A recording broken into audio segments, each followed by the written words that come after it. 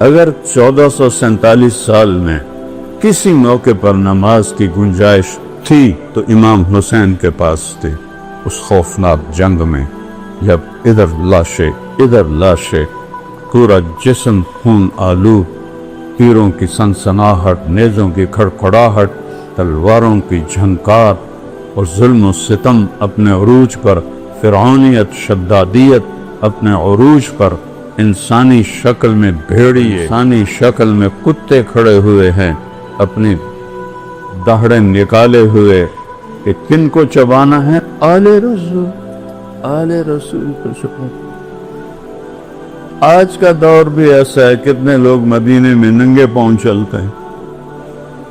تو وہ پہلی صدی 61 ہجری میرے نبی کو گئے ہوئے 50 سال ہوئے، صرف 50 سال کے بعد